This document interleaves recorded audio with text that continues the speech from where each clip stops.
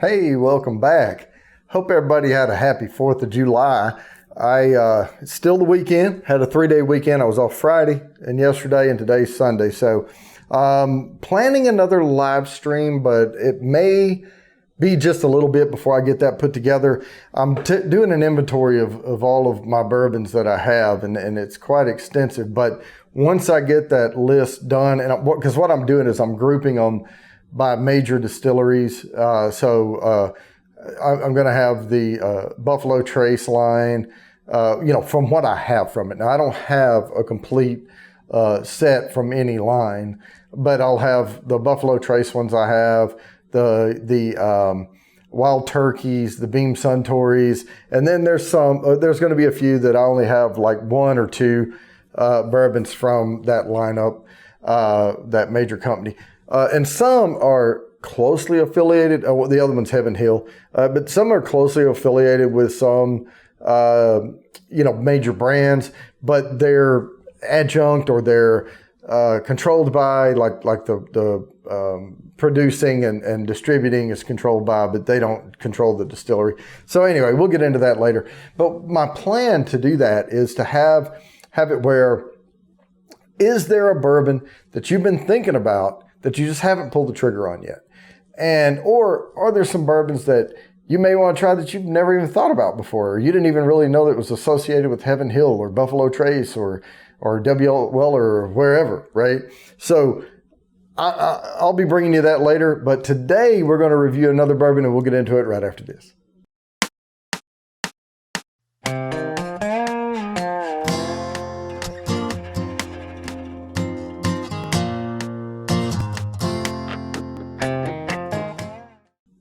All right, that was a longer than usual intro because I was talking about the upcoming live stream. I'm not going to promise when that's going to be. I will announce it far enough in advance. I know I did a live stream and it was pretty successful. I think I had around 50 views off of it while it was going live. So that was, pretty decent. But I would like to go ahead and publish some things out and give people an opportunity to be aware, because that was a spur of the moment.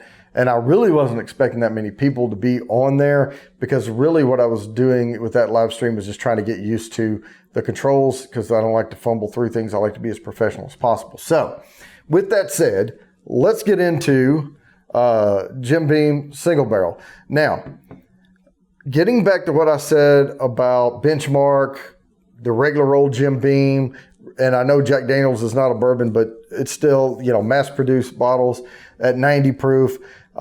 They tend to not care for their barrels that well. They don't put them in the center of the warehouse. They're just anywhere. And then they mix enough of it together and put water in it to remove any obvious impurities or anything like that, and to get a consistent flavor. Now, that's your regular old Jim Beam. This is not your regular old Jim Beam. Well, at least I hope not, because this cost me $40. So, hopefully this is going to be a little better than regular Jim Beam. But I'm hoping this will get back to what Jim Beam is supposed to be. And since this is a single barrel, they selected, a barrel and said, we're going to bottle this. So this is barrel number JB7081. And I can only imagine that since they are bottling from single barrels, and this is 95 proof, and it says it's 47.5%. So I'm not saying it's a barrel proof, but it's not, down there at the 90 proof range. So the 45% by volume. So it's a little higher than that.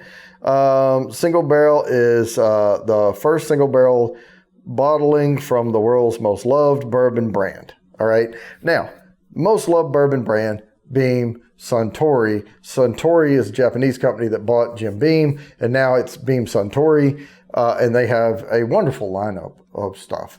The Knob Creeks and the Makers, all that stuff comes from the Beam Suntory line, all the way up through, the Bakers, Bookers, and all that. So let's uncork this thing before I go like 15, 20 minutes on this video. All right. Whoa, that's in there tight. Oh, yeah. That was a good cork pop. Now, I can tell you off the nose, I didn't really get a heavy punch from that, but let me pour you a little bit. And again, if you're late to the party, I like to pour these because this is VR180, and you can see me reaching out and putting that glass down, and you can actually look down if you have the visors on and see the color of it. Or if you don't have the visors, that's fine. You can either tilt your phone or take your mouse on YouTube and move the screen and look around. Yeah, look around at this at the scenery. I'm set up for VR180 to give you the full immersive experience. I would highly suggest the visors. It looks just like you're sitting across the table from me. So let's get some air in this and try to figure out what made Jim Beam famous to start with. So let's just go from here. Okay, typical bourbon notes on the nose. It is not real strong on the nose. Yeah, I'm getting some of the fruits, some of the vanillas. There might be a hint of a little bit of a butterscotchy note in there too. I mean, not as heavy as like scotch, but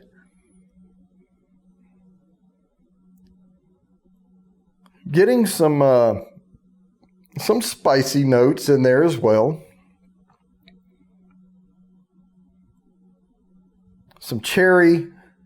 Yeah, that's and it's got pretty good legs on it. I mean, I'm really surprised to be a Jim Beam. I know I paid, $40 for it, but good thick trails. I wished I could. Excuse me. I wish the camera would pick them up because they're running very slowly, which is indicative of getting a good tongue coating, good fat thick trails running down, and we call that legs. So this lady has nice legs. Yeah, I'm getting... Yeah, there may be a hint of rye in there somewhere. Now, I don't look these up. I don't look up the mash bill. I don't look up other people's notes on them. But let me get that first sip out of the way. And like I said, I don't like to give too many notes off of that. Before we do that, the color is a little light. It's a little light compared to some of the others, but I won't hold that against it.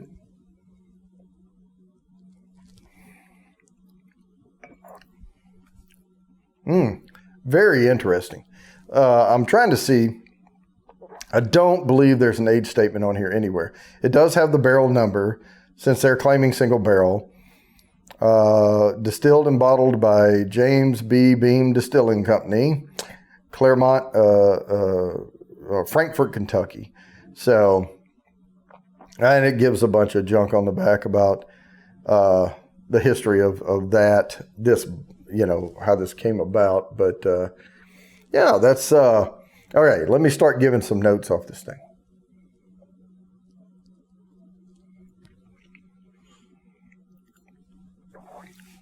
Force that all around. Man, I'm getting some good floral notes, and that may have a little rye in it, but like I said, I didn't look up the mash bill. They may publish it, I don't know, but I'm getting some of that rose petally floral, but I'm also getting some darker wood notes on there. And beyond that, though, the sweetness is lower on this.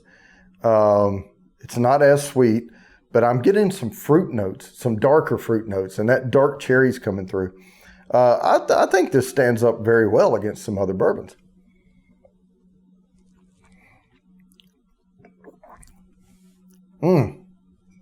That is really, really good.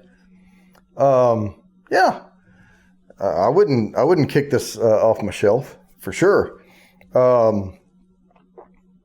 What else? I'm getting some cedary note there along with those oaky wood notes, but I am getting some of those oaky wood notes, but it's not heavy vanilla. This is not a punch you in the nose, or on the palate vanilla. This is more of a subdued, creamy, more into the caramel than the vanilla.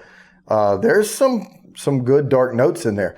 Now, as far as what we like to call smoothness, the silkiness, this is not as smooth, by general terms of smooth as some of the other bourbons on the shelf. But I like a little bite to mine.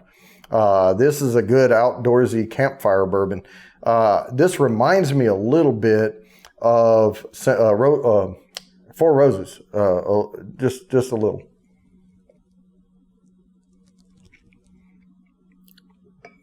Now the rawness of it, oh man, that is tasty. The rawness of it reminds me a little bit of Buffalo Trace, the regular Buffalo Trace. And I call it the backwoods bourbon, frontier bourbon, whatever. You sit around a campfire. Not a long finish on this, and I'm not getting a big hug out of it at all. Okay, so not a lot of back end warmth on it. The finish lasts maybe a swallow and a half or something like that.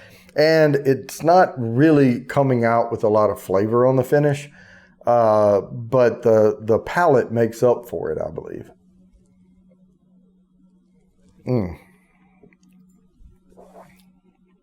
There is some cherry in the back. This is like, I don't want to compare this to Dr. Pepper, as far as, Dr. Pepper super sweet, as a soda. But I think this is the Dr. Pepper of bourbon right here. This is really reminding me of those peppery notes, the spices, the cherry that comes out. Right in the back of my mind somewhere, it just keeps screaming Dr. Pepper when I drink this. But I'm not comparing it to straight up and up Dr. Pepper. But I am getting some of those dark cherry notes, and those spices are coming through. I really like this. I think it's a really nice bourbon. And for a single barrel, it does not taste watered down. It does not taste like regular Jim Beam. That's the only reason regular Jim Beam's a super easy sipper is because they add a lot of water to it, to bring it down there.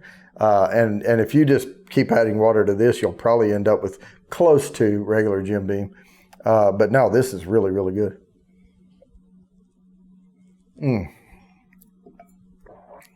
Oh yeah. Oh, wow. I really like that. So please, in the comments down below, if you're interested in that live stream I was talking about earlier, please leave me some suggestions down there of what you would maybe like to see. I will come out with my list of bourbons, and it's a lot.